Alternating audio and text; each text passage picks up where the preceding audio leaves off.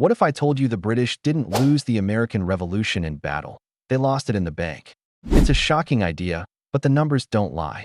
Back in 1780, the American dollar, the Continental, lost 99.9% of its value. The revolution almost died before it even truly began. People think they were fighting for freedom, but what they were really fighting was crushing inflation. By 1777, most soldiers didn't even have bullets, but you know what they did have? Debt. Lots of it. This isn't just a history lesson. Stay till the end, because the exact economic pattern that crippled Britain in 1782 is happening again right now, all around us. Understanding this past could be the key to protecting your future. Don't forget to like and subscribe for more truths they don't teach you in school. Most people think the American Revolution started in 1775 with the shots fired at Lexington and Concord. But that's not where this story really begins. No, this revolution was born 13 years earlier, at the exact moment the British Empire made a mistake so subtle, yet so catastrophic, it turned its most loyal subjects into rebels ready to dismantle the mightiest empire on earth. What they never teach you in school is that this wasn't a rebellion for freedom, it was an economic war.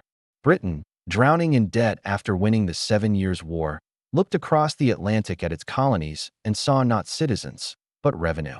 Parliament passed the Stamp Act in 1765, taxing everything from newspapers to playing cards. But the real reason this ignited such fury wasn't the cost. It was the principle. The colonists believed that taxation without representation was a form of enslavement. London dismissed their protests as a minor inconvenience, but what followed was a masterclass in coordinated economic sabotage. Merchants in Boston, New York, and Philadelphia secretly organized massive boycotts. These boycotts were so effective they cut British exports by 41% in a single year. This was the silent strike that shocked the crown and proved something terrifying. The colonies could cripple Britain's economy without firing a single shot.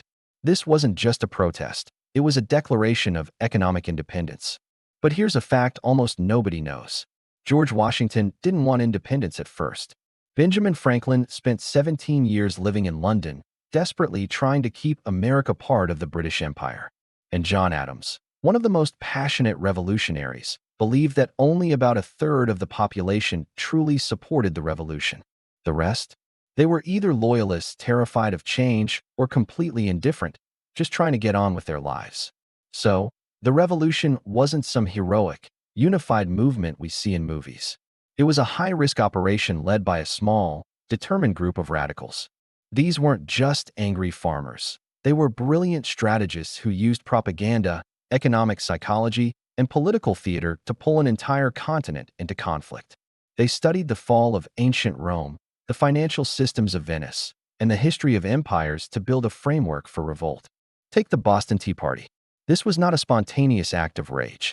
It was a brilliantly staged piece of strategic messaging. The revolutionaries dressed as Mohawk warriors, a symbol of a distinctly American identity separate from Britain. They dumped 340 chests of tea into the harbor, worth about $1.7 million in today's money. Then, they made sure the news spread to every colony like wildfire. In modern terms, this footage would have gone viral. Why? Because it wasn't about tea. It was about forcing Britain to overreact. And they did. The British Parliament passed the Coercive Acts of 1774, which shut down Boston's port, essentially starving the city.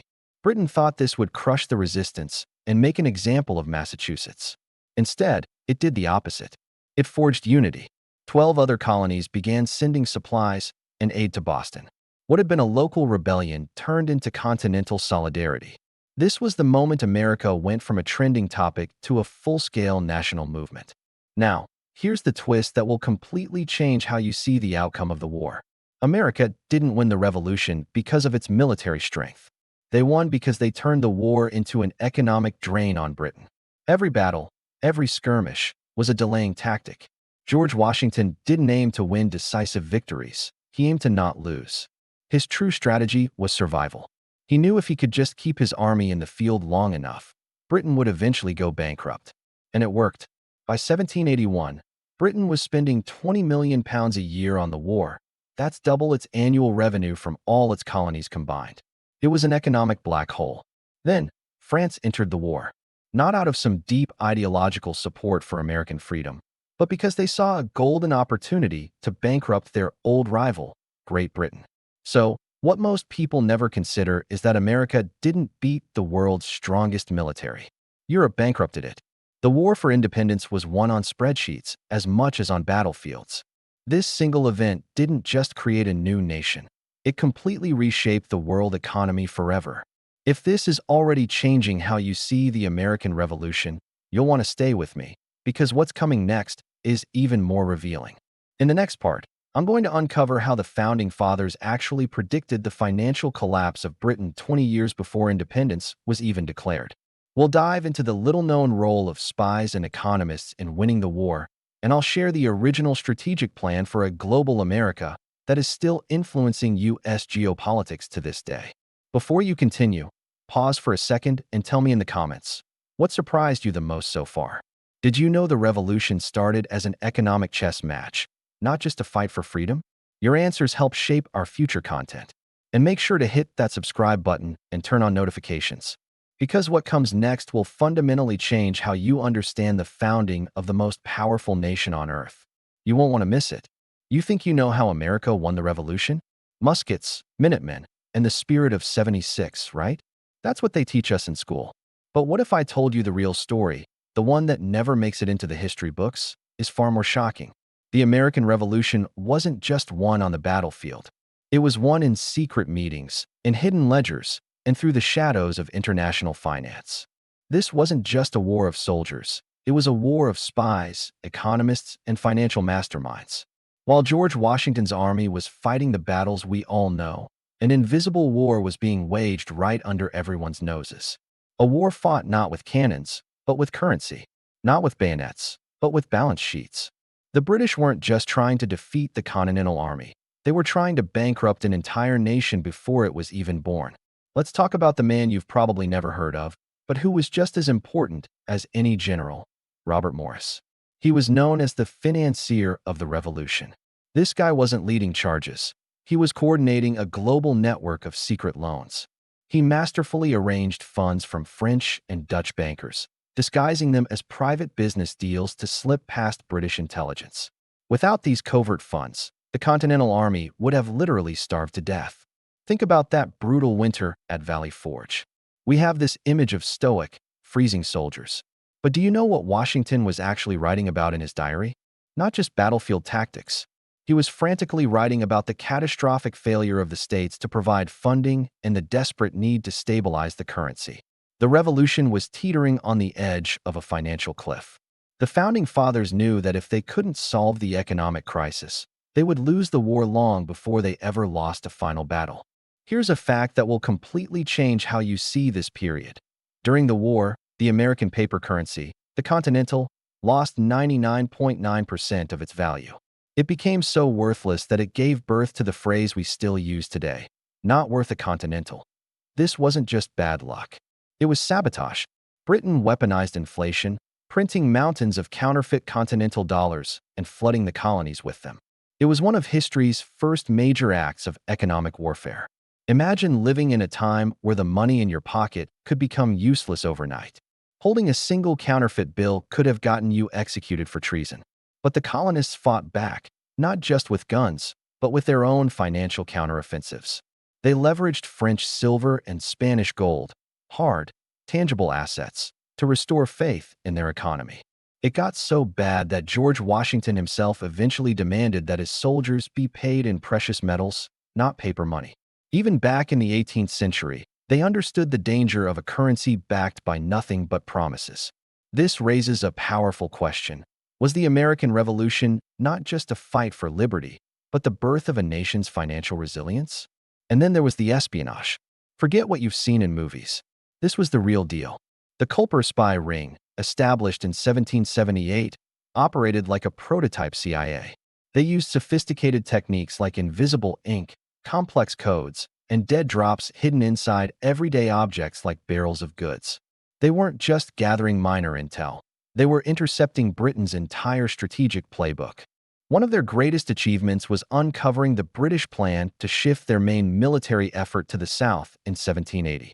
That single piece of information allowed Washington to completely redirect his forces, which ultimately led to him cornering General Cornwallis at Yorktown. But here's the part that history textbooks conveniently leave out. The victory at Yorktown was only possible because a French fleet, paid for by those secret loans, blockaded the coast and cut off any chance of a British retreat by sea. It was a perfectly coordinated symphony of war and finance, a victory won on the battlefield and on the balance sheet. The real turning point of the war wasn't a volley of gunfire. It was a vote. In 1782, the British Parliament voted to end the war. Why? Not because they were militarily defeated. They still had one of the most powerful armies on Earth. They surrendered because the war had become too expensive. America didn't just outfight Britain. It outmaneuvered them financially until Britain bankrupted itself. Now, here is the most mind-blowing revelation of all. The Founding Fathers weren't just focused on winning the war. They were already looking ahead, terrified of what could destroy their new republic from within.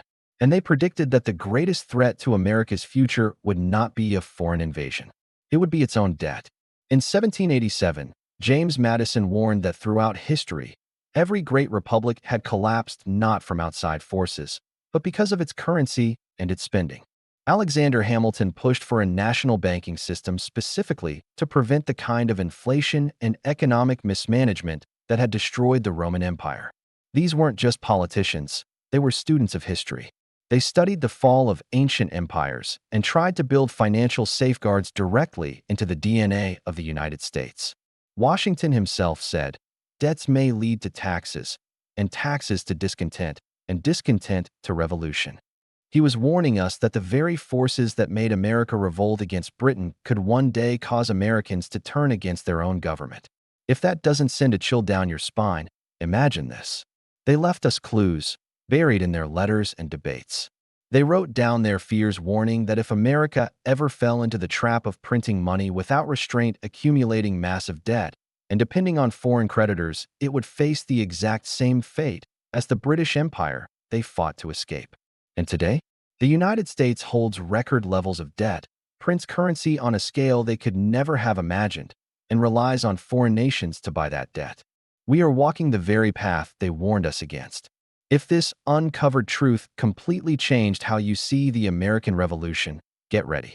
In the final segment, we explore how that revolution set the blueprint for modern empires, how currency became the real engine of global power, and how the Founding Fathers might react to America's current economic path. Drop your thoughts below. Did you expect finance to be the secret weapon of independence?